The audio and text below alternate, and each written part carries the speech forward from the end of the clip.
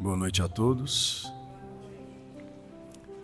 Vamos elevar nossos pensamentos até a espiritualidade bondosa e amiga, esquecer um pouco os nossos problemas, deixá-los lá fora, procurando receber as energias, as vibrações positivas desses bondosos amigos espirituais que constantemente procuram nos auxiliar, nos intuir, nos orientar, para que possamos equilibrar nossas energias, nossos pensamentos, diminuindo nossas angústias, nossas incertezas, procurando aurir as energias que nos levam a uma esperança maior, a vontade de mudarmos a cada dia em direção aos ensinamentos do Cristo, com a certeza de que a felicidade verdadeira se encontra no patrimônio espiritual, no auxílio e no serviço a que prestamos aos nossos companheiros de jornada. Possamos sair daqui melhores do que chegamos, que a espiritualidade possa nos abençoar para termos a interpretação e as reflexões necessárias para o nosso crescimento espiritual, para o nosso entendimento. E quando chegar em casa, possamos levar essas energias tão benéficas para o nosso corpo físico e o nosso espírito. Rogo ao Mestre Jesus que nos abençoe na noite de hoje e que tenhamos uma noite muito proveitosa, e que assim seja. Bom, é um prazer mais uma vez estar aqui, sempre uma alegria, né, nessa casa de trabalho constante, de estudo, uma oficina que se empenha diariamente a auxiliar o próximo, a ensinar, a procurar nos trazer conhecimentos necessários para o nosso crescimento espiritual. E foi solicitado que eu falasse sobre o capítulo 148 do livro Vinha de Luz, com o título Membros Divinos. Confesso a vocês que quando eu li o título eu pensei em se tratar de falar sobre os espíritos angelicais, falar sobre os espíritos superiores, aqueles que a pureza de coração permitem ver a Deus, como assim disse Jesus, bem-aventurados os que têm puro o coração, porque verão a Deus. Mas quando eu comecei a ler o capítulo, já começa com uma passagem do apóstolo Paulo na primeira carta aos Coríntios, e infelizmente nós não vamos falar de espíritos superiores. Nós vamos falar de nós mesmos. Acredita que possa ser que tenha nessa sala algum espírito superior, algum espírito elevado? Não é esse que vos fala. Esse aqui está procurando aprender duramente através desses ensinamentos, ainda muito relutante nas ações, tentando através do conhecimento sublimar para que a gente possa colocar verdadeiramente em prática. E esse capítulo veio muito para... Dizem que quem vai fazer a palestra é o que mais precisa, né, da lição, e essa veio muito bem a calhar para mim. Então, já começa na primeira carta aos Coríntios, no capítulo 12, versículo 27. Ora, vós sois corpo do Cristo e seus membros em particular. Eu gosto sempre de procurar entender o contexto com que essa passagem foi escrita por Paulo. Então Paulo, naquele momento de escrever as cartas para poder auxiliar todas aquelas cidades que ele passou para fundar a igreja de Jesus, na verdade, para propagar a boa nova do Cristo, ele procurava então orientar, né, os discípulos, aqueles que estavam tocados pela palavra do Mestre, a terem a situação apropriada para esses ensinamentos. E ele percebendo que naquela região ali estava muito conturbada né, o processo de ensinamento do bom, porque todo mundo queria ser o chefe. Todo mundo queria ser o que falaria, mas dentro de um processo de construção de um serviço, são inúmeros os trabalhos necessários.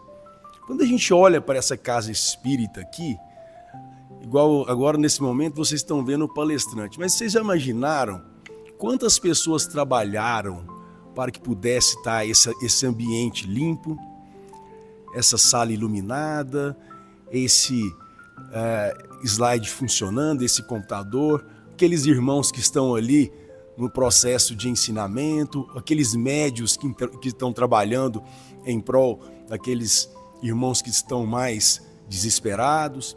Então, no processo de construção dos ensinamentos de Jesus, o trabalho de todos é necessário, porque o corpo, o ensinamento é um só. E aqui, quando ele faz essa carta, ele coloca, né? Imagine só se todo mundo quisesse ser o olho, se ninguém quisesse ser a mão ou se quisesse ser os pés. E aí, Emmanuel vem, através dessa passagem, e eu costumo falar que Emmanuel, um espírito que já tem um entendimento nobre, ele já reconhece todas as vivências, todas as encarnações, tudo que ele passou, e como irmão mais velho, ele vem nos ensinar, já que nós ainda não temos o conhecimento das nossas vidas pregressas, porque muitas vezes a gente acredita que quando a gente desencarna, eu vou saber tudo que eu fiz no passado. Mas para que a gente saiba as nossas ações, as nossas vidas, a gente já tem que ter um nível de conhecimento e elevação moral. Porque na grande maioria das vezes, quando ainda muito presos nos ditames da vida física, a gente fica preso a alguns momentos. E nós não temos a percepção ainda das vidas anteriores. Então, Emmanuel nos chama a atenção de uma forma muito dura. Por isso que eu falei que essa lição serve muito para mim. Então ele começa lá no capítulo. Não é admissível que alguém entregue o espírito à direção do Cristo e a veste moral aos adversários da luz divina. Muitos crentes transviados realizam estações de prazer nos continentes do crime e exclamam inconscientes: hoje meu corpo atende a fatalidades do mundo, mas amanhã estarei na igreja com Jesus. Outros, depois de confiarem a mocidade e a tutela do vício, aguardam a decrepitude a fim de examinarem os magnos problemas espirituais. Existem igualmente os que flagelam a carne através de mortificações descabidas, supondo cooperar no aprimoramento da alma, empregando para isso tão somente alguns fenômenos da epiderme. E aqui a gente já consegue ver a tônica que Emmanuel nos traz. Então, nós que nos dizemos cristãos, e aí a gente vê essa dicotomia, né? Esse paradoxo que nós vivemos. A gente já tem um entendimento, a gente tem esse conhecimento da verdade trazida pelo Cristo há mais de 2000 anos. Nós somos sensibilizados por esse conhecimento, mas ainda nós temos muita dificuldade em colocar em prática tudo que nos foi falado. E a gente sempre fica atrasando as nossas ações, procrastinando, porque a gente tem muita coisa para fazer aqui no mundo físico antes da gente elevar o nosso espírito. E aí a gente cai nessa, aqui enquanto nós estamos aqui dentro da casa espírita, ou dentro da igreja, ou dentro do templo religioso, ou mesmo em situações em que nós nos sentimos conectados com a espiritualidade bondosa, a gente tem a certeza que não, eu vou mudar. Mas quando a gente sai daqui, a gente volta àquele problema do trabalho, a gente volta àquele problema da nossa casa, os nossos pensamentos, eles voltam a sintonizar com aqueles velhos problemas de sempre.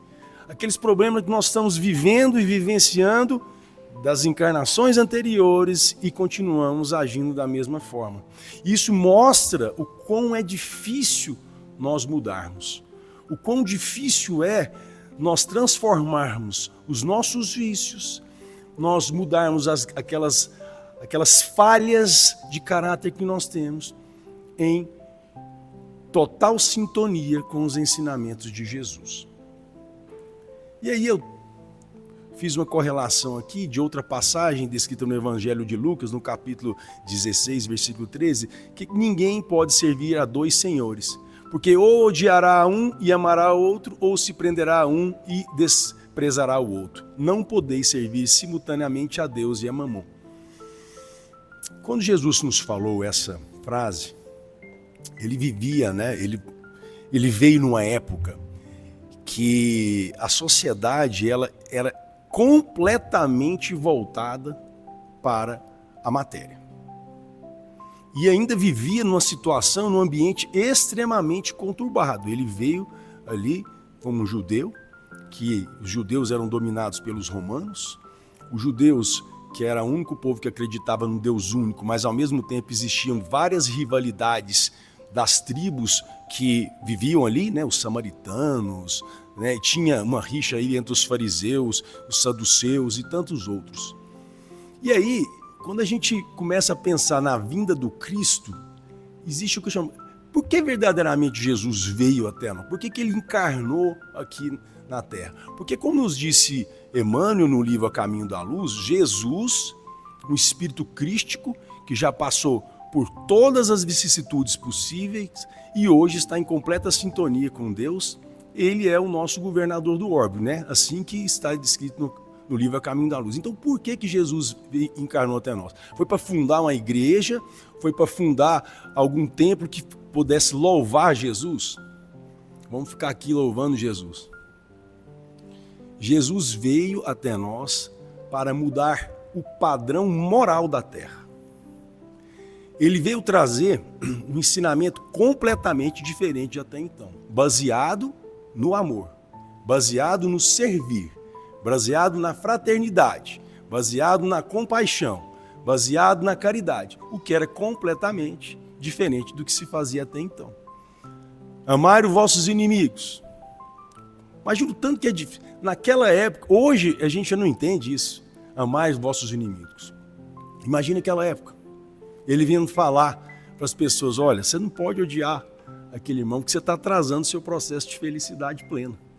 Então aqueles que provavelmente nós estávamos lá também naquela época, eles acreditavam em Jesus, os cristãos primitivos, aquele do começo, eles acreditavam por uma fé, através de uma fé praticamente cega, porque o conhecimento era muito parco, muito precário. Mas passado o tempo, a humanidade evoluiu absurdamente. Hoje, então, o conhecimento ele aumenta numa velocidade, a capacidade que nós temos de adquirir conhecimento aumentou muito. Então, quando o Espiritismo veio nos trazer algumas informações que para a gente eram inimagináveis, para poder explicar os acontecimentos, as justificativas pelas diferenças, o porquê eu nasci nessa condição, o porquê que eu nasci nesse local, ampliou de uma maneira muito intensa o nosso entendimento. Então, por isso que a fé deixou de ser uma fé cega para uma fé raciocinada. Simplesmente porque quando eu entendo uma lei de causa e efeito, quando eu entendo, né, a lei de ação e reação, eu sei que as minhas ações elas irão refletir em condições para mim. Então, se eu estou plantando boas sementes, eu vou colher bons frutos. E o contrário é o que acontece. E aí nós saímos daquela questão de nós sermos injustiçados pelos problemas que nós vivemos na nossa vida do dia a dia. Não existe injustiça. Tem injustiça divina? Todo mundo fala que Deus é misericordioso, Deus é bondoso. Aí eu passo por um problema e falo, por que comigo? Então, quando nós entendemos, nós temos várias encarnações. E que eu trago, em cada encarnação, uma bagagem. Eu trago vícios, eu trago tendências, eu trago relações que eu tive e tenho na encarnação. Eu começo a entender o porquê que eu tenho que passar por alguns processos. E isso conforta. Porque senão eu pensaria, se a minha família estivesse passando por um problema tão difícil, eu olho aquela outra família, principalmente na rede social, vivendo um momento de alegria extrema, eu falo, gente, como eu sou injustiçado. Onde existe a misericórdia divina aqui? Mas a partir do momento que eu reconheço a necessidade de passar por essas situações, meu coração se ameniza, a minha fé ela se eleva e eu sei que todo o processo que eu passo serve como educação. Jesus, o maior pedagogo que surgiu, veio nos ensinar isso. E ele continua então na lição, Emmanuel. Todos os aprendizes dessa classe desconhecem que a vida em Cristo é equilíbrio justo. E aí, voltando um pouco ali naquela não se pode servir a Deus e mamon, quando a gente vem ver a questão da matéria, do apego à matéria, na verdade o que nós temos é o seguinte: nós não podemos viver a nossa vida, o nosso foco da nossa existência em adquirir bens materiais, mas que os bens materiais, que a vida material nos sirva de facilitador para a nossa elevação moral. Então, encarnando-lhe os sentimentos e os desígnios em todas as linhas do serviço terrestre. E aqui que é a importância. Não existe trabalho mais importante e menos importante. O que vale é o amor, a capacidade de auxílio que eu tenho, independente do que eu estou fazendo. A gente olha muito assim, aqueles grandes espíritos, né, que vieram, que encarnaram, né, como aqui no nosso exemplo, né, terrestre, o Chico, nosso irmão Divaldo, que acabou de desencarnar. E quando a gente vê aquela obra grandiosa que eles fizeram, fala, nossa, eu queria tanto ter sido Divaldo, ter construído a mansão do caminho, ajudado milhares e milhares de crianças e continuar ajudando. Mas será que eu queria passar pelo esforço, pelo sacrifício que ele fez? Eu quero colher os louros, mas o caminho, esse é que é o difícil. O caminho do sacrifício ele é muito pesado, porque a vida material ela é muito apetitosa, ela nos chama o tempo todo. E nós sabemos que nós somos influenciados por diversas maneiras. Nós somos influenciados pelos nossos pensamentos, conectados com espíritos que sintonizam com os mesmos pensamentos. E nós temos um agravante no momento atual. Eu falo que tem os obsessores do plano espiritual, que quando Kardec, né, nos trouxe através dos livros da codificação do Espiritismo e depois de todas as obras complementares, mas hoje nós temos um tipo de obsessão que cada vez mais nos preocupa em termos de sociedade, que são as mídias sociais, a internet, que fica fomentando os nossos desejos. O que os obsessores fazem? Eles sabem quais são os nossos desejos, nossas vontades, através dos nossos pensamentos. Então, aquela pessoa, eu tenho tendência a beber, eu estou tentando melhorar, e aí chega uma sugestão ali naquele meu ouvido, não, hoje não tem problema não, só uma, as duas, e assim vai. E aí ele sabe, né? Os espíritos eles vão nos influenciando. Por quê? Porque existe esse pensamento e essa vontade em mim. E não é assim quando a gente vê alguma coisa na rede social. Se eu falo alguma coisa aqui de viagem, de carro, alguma coisa, de repente eu sou bombardeado. E isso é porque nós já somos influenciados como adultos, nós temos dificuldade em nos desvencilharmos dessa situação. Imaginemos só as nossas crianças e adolescentes vivendo isso. Então nós estamos vivendo um momento de muita ansiedade na sociedade, de uma explosão de depressão, porque existe uma vida irreal sendo mostrada o tempo todo e as crianças muitas vezes ainda sem maturidade, nós que somos adultos ainda nós não conseguimos conviver, imagina essas crianças. E todo mundo começa a se iludir com esse mundo irreal e deixa de viver o que precisa ser vivido nessa encarnação. Então, onde estivermos, atendamos ao impositivo de nossas tarefas, convencidos de que nossas mãos substituem as do celeste trabalhador, embora em condição precária. O Senhor age em nós a favor de nós. E aí a gente vê na literatura espírita que quando a gente se dispõe a auxiliar verdadeiramente, a espiritualidade ela nos ajuda. Quando o trabalhador está pronto, a obra aparece. E é impressionante. Quanto mais preparado estivermos, mais surgem oportunidades de auxílio. É claro que no começo isso é mais difícil, porque lembrando dos nossos irmãos obsessores, que são nossos irmãos, estamos vinculados a eles muitas vezes por condições que vivemos juntos ou muitas vezes porque são espíritos que estão sintonizados com a mesma vontade. Mas no começo, muitas vezes, existe uma força contrária para nos levar à prática plena da caridade, do auxílio, né? A gente tende a ficar no que a gente está acostumado, né? Nós, na normose, eu estou acostumado a fazer isso, é difícil. Então ele continua. Aí eu trouxe aqui uma passagem do livro da Esperança, também através do Espírito de Emmanuel e de Chico Xavier, que coloca, então, por que essa dificuldade nós temos. Então, todos nós, espíritos imperfeitos, ainda arraigados na evolução da Terra, reclamamos concurso e compaixão uns dos outros, mas nem sempre sabemos por nós mesmos quando surgimos necessitados de semelhantes recursos. E é interessante porque a gente sempre roga misericórdia, compaixão, mas muitas vezes nós não somos misericordiosos com os outros quando precisam da nossa misericórdia. E lembrando mais uma vez nas bem-aventuranças do Cristo, bem-aventurados os misericordiosos, porque eles alcançarão misericórdia. Então, para que a gente alcance a misericórdia, nós também temos que ser misericordiosos com os outros. Então, reclamamos concurso e compaixão uns dos outros, mas nem sempre sabemos por nós mesmos quando surgimos necessitados de semelhantes recursos. Em muitas circunstâncias, estamos cegos da reflexão, surdos do entendimento, paralíticos da sensibilidade e anestesiados na memória sem perceber.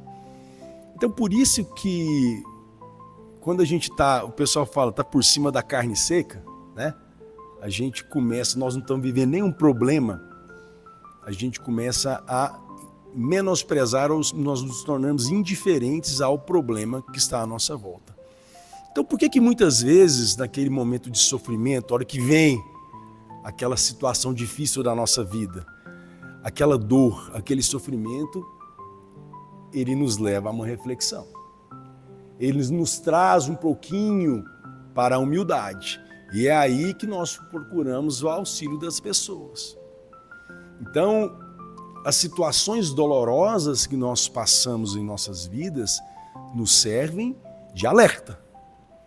Eu dei uma palestra, não sei se foi aqui recentemente, mas a dor, ela é um processo natural do ser humano. Ela é um processo fisiológico.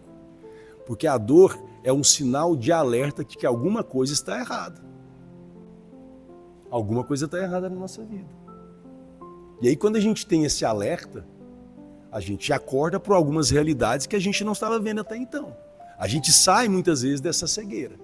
Agora, claro, outros vão se revoltar do momento de dor. É aquele que, por que comigo? Quando nós não reconhecemos a importância e a necessidade de passarmos por certas situações e nós nos revoltamos, nós agravamos mais ainda a nossa situação. E aí continua. O próprio Criador espera as criaturas no transcurso do tempo, tolerando-lhes as faltas e encorajando-lhes as esperanças, embora lhes corrija todos os erros através de leis eficientes e claras. Indiscutivelmente, ninguém constrói nada de bom sem responsabilidade e disciplina, advertência e firmeza. Mas é imperioso considerar que toda boa obra roga auxílio a fim de aperfeiçoar-se. E aí a gente lembra mais uma vez de Paulo, porque ele teve o exemplo da ação máxima na prática. Ele simplesmente fez uma conversão 180 graus. Ele estava lá como um fariseu, um doutor da lei, uma pessoa que seguramente na retórica, naquela época, era o mais importante de todos, no Sinédrio, onde ali em Jerusalém se ensinava, aos judeus todos os costumes, todos os hábitos, e aí quando veio Jesus, ele se tornou o quê? Perseguidor dos cristãos. Mandou matar mesmo. E aí no momento, quando ele estava em um momento de perseguição, quando ele teve a presença do Cristo, ele não teve dúvida. Ele não teve dúvida nenhuma. Que queres que eu faça? Ele não pediu ali para Jesus fazer, não, faz isso. Não, ele, que queres que eu faça? Então, Jesus falou, vá que alguém vai te encontrar e você vai seguir esse caminho. E ele não titubeou, então ele foi rejeitado, perseguido. Tudo que ele tinha conquistado, ele perdeu. Inclusive foi renegado pela própria família, pelos amigos, por todos. Mas ele se manteve firme. Firme numa condição e não olhou para trás. Porque muitas vezes quando a gente comete o erro, a gente cai no processo de culpa. E a culpa, ela nos atrasa. Porque a gente fica remoendo esses sentimentos. E eu vou falar um pouquinho isso mais para frente. Vou saber quanto tempo eu tenho. Porque... Ele continua então no livro aqui. É indiscutível que Jesus pode tudo, mas para fazer tudo não prescinde da colaboração do homem que lhe procura as determinações. Eu fiz essa comparação aqui como se fosse um professor. Pega o aluno, de que serviria os ensinamentos do professor se ele mesmo fizesse a tarefa e a prova para o aluno? O que a gente ia aprender se a gente não passar pelas situações? Os cooperadores fiéis do Evangelho são o corpo de trabalho em sua obra redentora. Haja, pois, entre o servo e o orientador legítimo entendimento. Jesus reclama instrumentos e companheiros.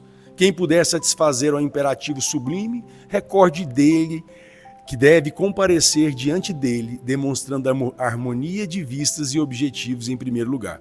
E aí eu lembro aquela passagem de Eurípides Barçanufo, que no momento de sono, ele foi desdobrado em espírito e ele foi se elevando e chegou até um ambiente lá no plano espiritual, onde, um lugar bonito, muito bonito, ele vê ao longe assim, alguém sentado, né, com as mãos assim nos olhos, e ele foi se aproximando, e ele foi vendo aquela luz, aquela energia, e ele viu que era o Jesus, e ele ficou tão impressionado que ele percebeu que Jesus estava chorando.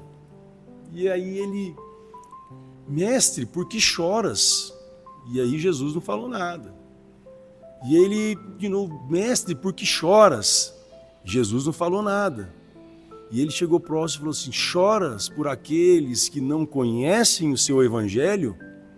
E aí Jesus responde, choro por aqueles que conhecem o meu evangelho e não praticam. Porque quem ainda não foi apresentado ainda tem a desculpa que eu não conheço. Apesar de que os ensinamentos de Jesus, que representam as leis de Deus, baseadas nas leis do amor, estão gravados na nossa consciência. A gente sabe quando a gente está fazendo alguma coisa de errado. A gente só tem dificuldade. Nós temos um advogado de defesa, que é o nosso ego, que justifica todas as nossas falhas. E é por isso que Joana de Ângeles, através do estudo da psicologia profunda, nos leva a fazer uma viagem para dentro de nós, para que a gente possa reconhecer. Por que o Espiritismo fala tanto na reforma íntima? Por que Sócrates falava no conhece-te a ti mesmo? Porque é reconhecendo as nossas dificuldades, o que altera a minha harmonia, a minha sensibilidade. A gente reconhecendo isso é o primeiro passo da mudança. E aí eu trouxe uma passagem, também no livro Vinha de Luz, que eu acho muito bonita essa passagem, chamada Porta Estreita.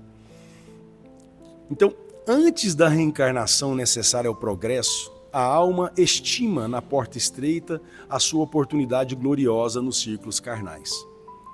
Então a gente vê nos livros de André Luiz como existe o planejamento do nosso processo reencarnatório. E nós, espíritos imperfeitos, que falhamos diversas vezes nas encarnações, rogamos misericórdia para que nós possamos encarnar novamente para sanar as nossas dificuldades, os nossos defeitos, as nossas falhas, tudo que eu fiz de errado para alguém, eu quero sanar tudo isso. Ele continua, reconhece a necessidade do sofrimento purificador. Então, lá no plano espiritual, eu sei que eu preciso passar por aquilo. Anseio pelo sacrifício, porque eu sei que esse sacrifício vai me redimir. Exalta o obstáculo que ensina, compreende a dificuldade que enriquece a mente e não pede outra coisa que não seja a lição. Nem espera, senão a luz do entendimento que a elevará nos caminhos infinitos da vida. Porém, quando a gente encarna, quando a gente obtém o vaso frágil de carne em que nós mergulhamos para o serviço de retificação e aperfeiçoamento, nós, reconquistando, porém, as oportunidades da existência terrestre, ou seja, a gente tem a nova oportunidade, a gente volta a procurar as portas largas por onde transitam as multidões. A gente volta para a normose, a gente volta a fazer o que a gente sempre fez. Fugindo à dificuldade, empenha-se pelo menor esforço. Empenhamos, né? Então, temendo o sacrifício, que é difícil realmente, exige a vantagem pessoal.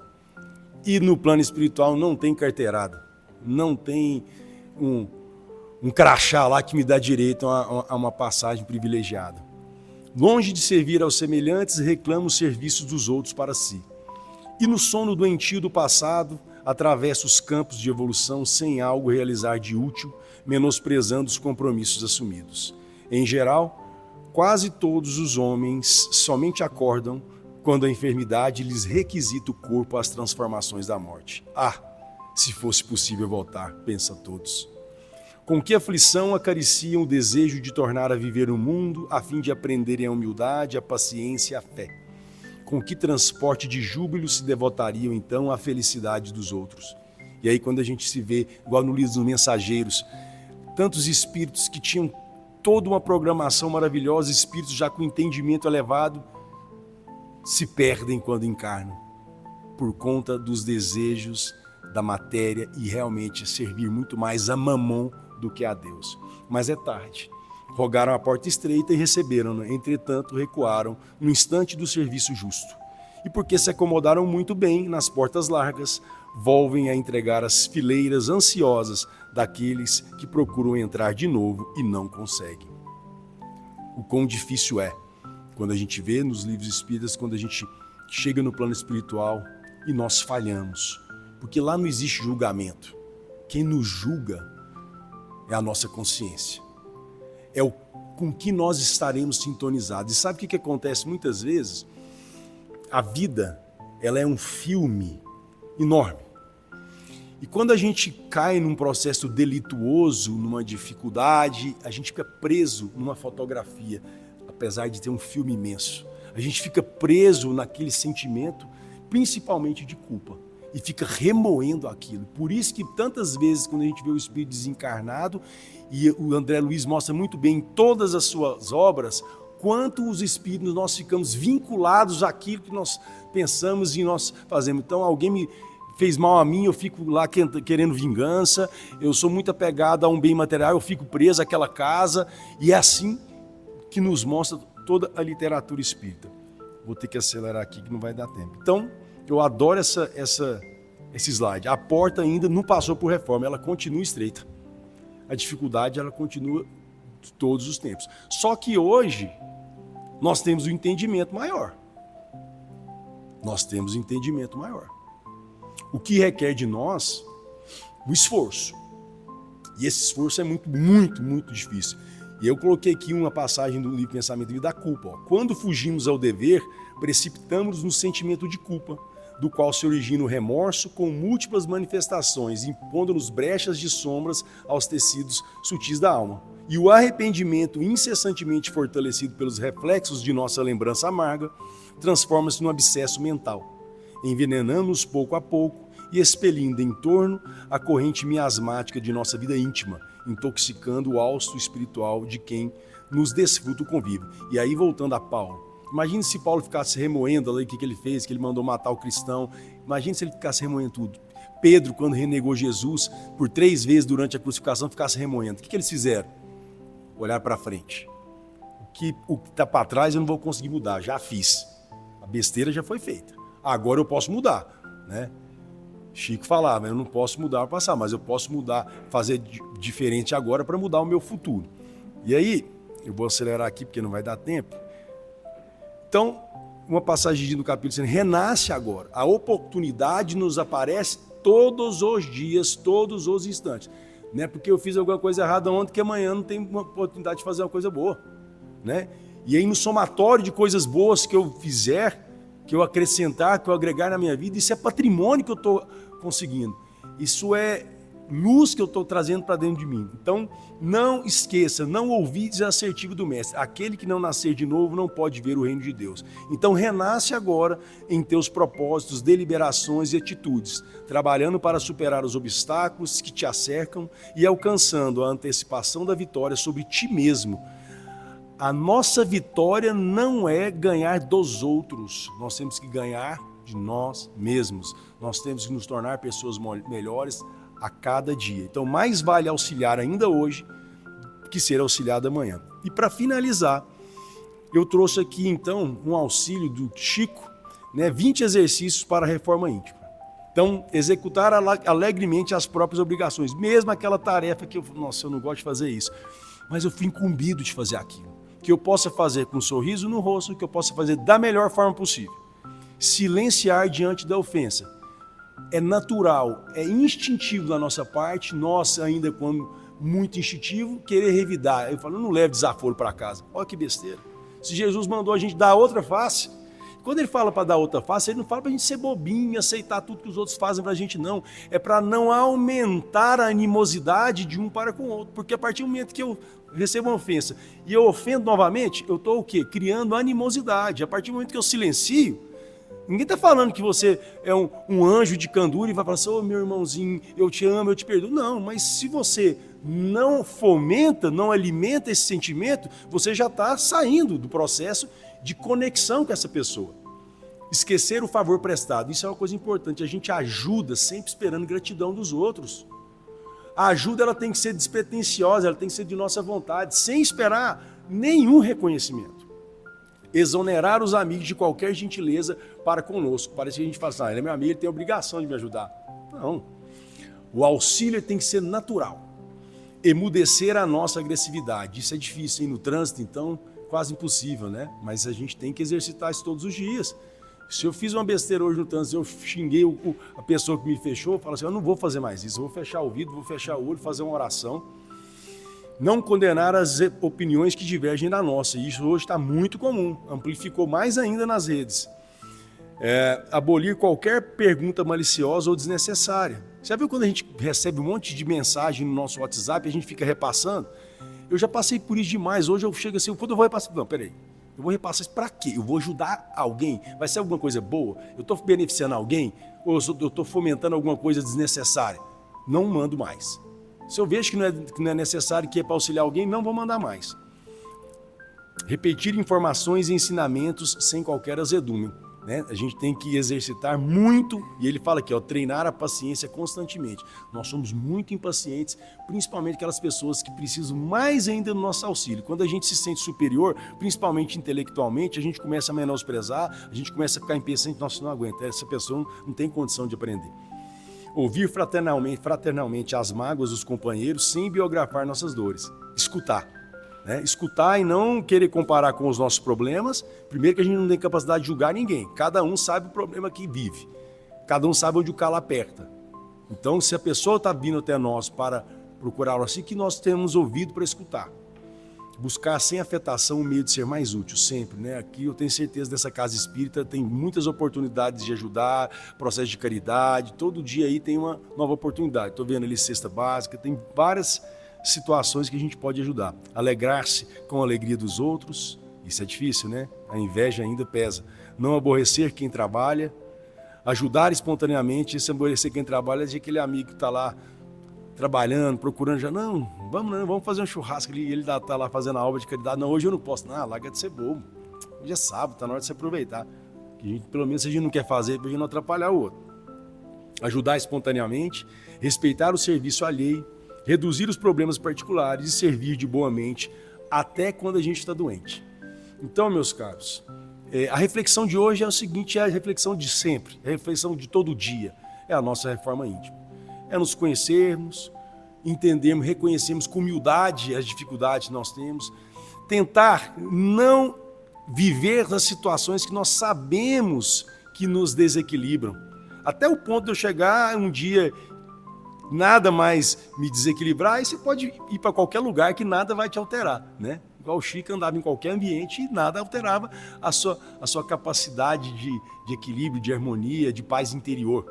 Então, se eu tenho uma pessoa que eu convivo, toda vez que eu convivo com essa pessoa, eu faço uma besteira, eu falo assim, eu não vou conviver até eu conseguir me equilibrar. Então, que a gente possa, né, reconhecer esses momentos que nos desequilibram, reconhecer a necessidade, lembrando que virar espírito perfeito é muito difícil, mas reconhece o verdadeiro espírita pelo esforço que ele imprime em domar as suas más tendências. Então que a gente possa nós possamos nos esforçarmos mais. Boa noite a todos, um abraço fraterno.